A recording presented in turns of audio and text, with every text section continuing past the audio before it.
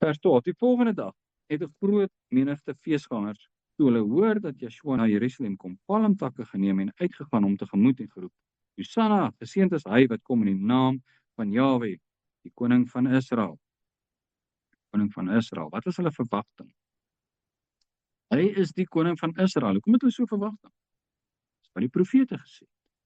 Die profete het gesê die koning van Israel kom en hy kom sit op die troon van sy vader Dawid en hy kom regeer oor die huis van Israel. En hier is hulle verwagting. Hier is hy nou. Dis nou die Pasga. Hy het nou net 'n dooie opgewek. Ons gaan hom nou as koning kroon. Hulle is verskriklik opgewonde. Hier gebeur dit nou. Hier gaan die profesie in vervulling. Hulle is halfpad reg en halfpad verkeerd. Want hy is die koning van Israel.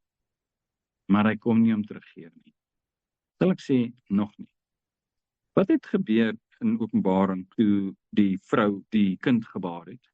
Die Satan het gereed gestaan om hom te verslind. Hoekom? Want hy kom om koning te wees. Maar God het hom weggeruk tot in die hemel.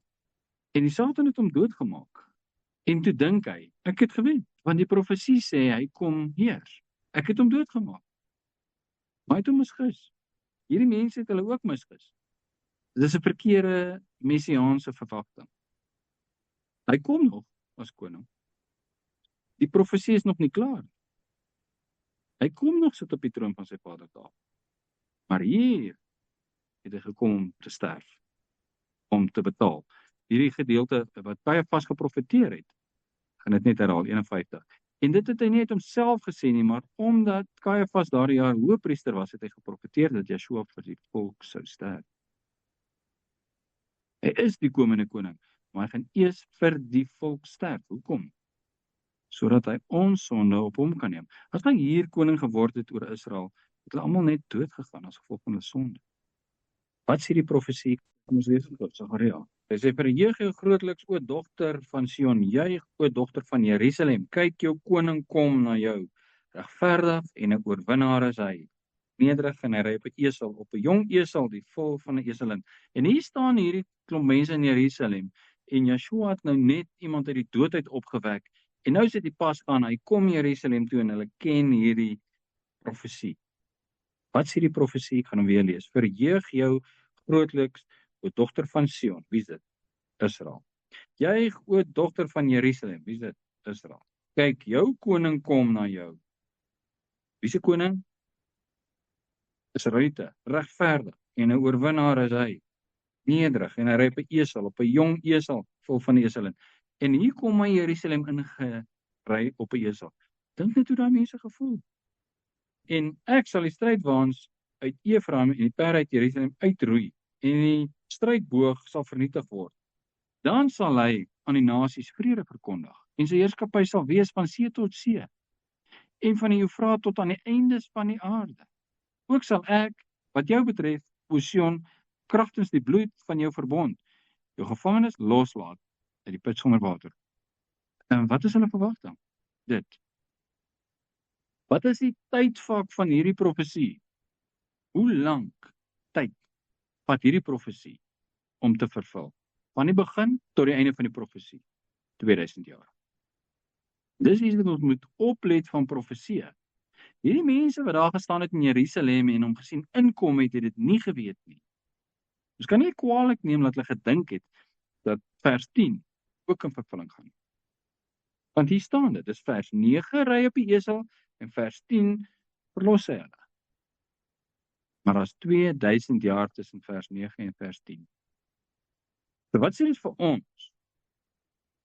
Vers 10 moet nog gebeur. Wat is vers 10? En ek sal die strydwaans uit Efraim en die perde uit Jerusalem uitroei. Wat is dit? Hulle sal van hulle swaarde bekus mee. En dan gaan 1000 jaar vredesregering wees. En die strydboog sal vernietig word. Dan sal Yeshua aan die nasies vrede verkondig, dis sy vredesryk. En sy heerskappy sal wees van see tot see, oor die hele aarde. En van die Eufraat tot aan die eindes van die aarde. Dit gaan nog gebeur. So, dis hulle verwagting. Terug na Johannes toe.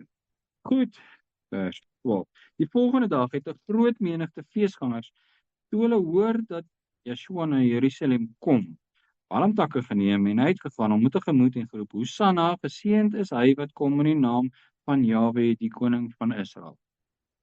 Soos ons nou gesien het, hoe weet hulle dit? Profete.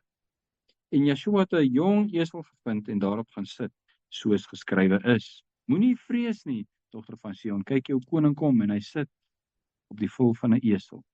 Nou kyk na hierdie prentjie in jou oog. 'n Geweldige opgewondenheid in Jerusalem, wat ek dink nog nooit daar was.